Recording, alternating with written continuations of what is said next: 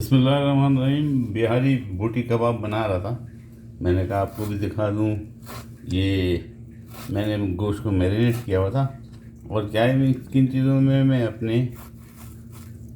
अपनी रेसिपी में लिख दूँगा, तो आप देख लीजिएगा। अभी सिर्फ मैं ये कि बोटियों को आपने या तो इस तरह करना है या छोटा करना है, क्योंकि बिहारी कबाब या बिहारी बोटी कबाब एक जैसे ही होते हैं। इसको इस तरह छोटा करना है और पपीते में इसको आपने, क्योंकि गाय का गोश्त है तो पपीते के अंदर आपने इसको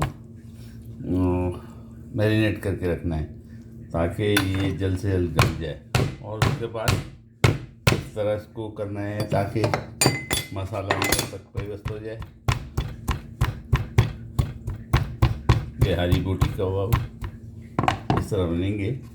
तो जब ये मैंने तकरीबन 1 किलो से ज़्यादा गोश्त लिया और ये कर रहा हूँ, और जब ये कर लूँगा तो पकाऊँगा और पकाने के बाद आपको दिखाता हूँ। और उसके बाद आप रेसिपी देखिएगा। इसकी रेसिपी मैं इस तरह बोलने से आपसे नहीं होगी, या तो फिर आप बिहारी कबाब मसाला लें सीधा साधा और डाल लें, वरना अगर मेरी तरह मसाले बनाने तो मैं इंशाल्लाह रेसिपी में लिख दूँगा, आप भी बनाइएगा। मेरी भी बिहारी कबाब की बोटी तैयार हो गई और उसको मैं सिर्फ दम दूंगा, और दम देखते ही इसमें खुशबू आ जाएगी। और जनाब, आप जब कोयले जलाएं चूल्हे के ऊपर तो इस तरह बंद करें, उसके बाद इसमें फूंक मारें ताकि तमाम राख हट जाए। अब इनको किसी बर्तन पे, और अगर ये बर्तन तामसीरी का यानी किसी लोहे का या उसका सेरेमिक का हो तो बेहतर है।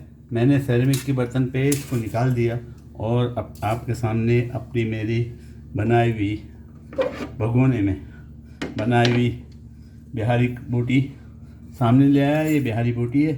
अब इसमें हमने सिर्फ दम देना है और ये तैयार हो जाएगी विदाउट ग्रिल के, विदाउट सिकाए के ये तैयार हो जाएगी। मैंने इसको बर्तन को बीच में रख दिया। इसके ऊपर मलाई का बटर का टुकड़ा थोड़ा सा डालूँगा और ये जैसी धुआं देगा इसको हम ढाँक देंगे।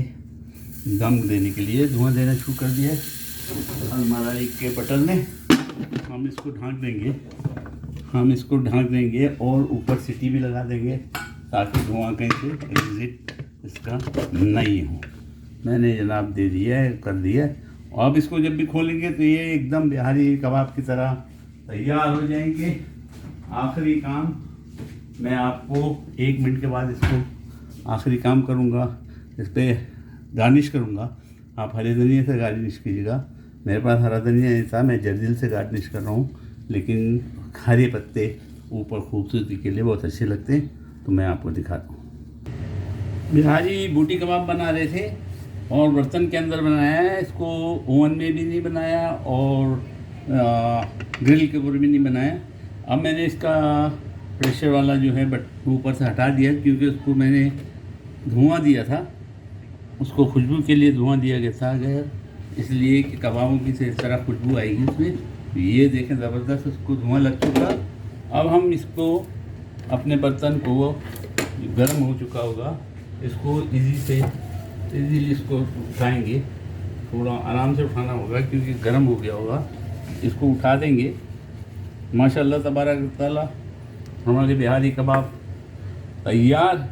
इसको गार्निश करेंगे हरे धनिया से, ज़बरदस्त।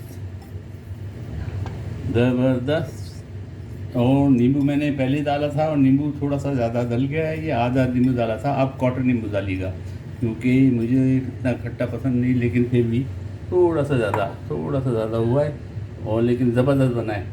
उम्मीद है आप भी बनाएंगे। मैं इसकी रेसिपी लिखूँगा, रेसिपी में मसाले लिखूँगा, आप ज़रूर जुड़िएगा। और एक और प्रोग्राम मैं देने वाला हूँ कि अगर आप मदीना जाना चाहते हैं तो किस तरह जाएँ, 5 स्टार होटल में किस तरह ठहरे, अच्छे खाने किस तरह खाएँ, कम खर्च और बाला नशीन किस तरह हो सकता है। हर शख्स ये काम कर सकता है।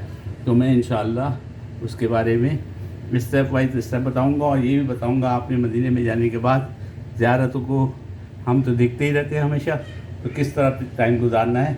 4 से 5 दिन का प्रोग्राम बहुत इकनॉमिकली किस तरह करेंगे, मैं इंशाल्लाह उसमें अपने फेसबुक के पेज पे डालूँगा, आप ज़रूर देखिएगा और दुआ कीजिएगा मेरे लिए कि अल्लाह ताला हर बुराई से और बलाओं से बचा के रखे और मैं आपके लिए दुआ दूँ।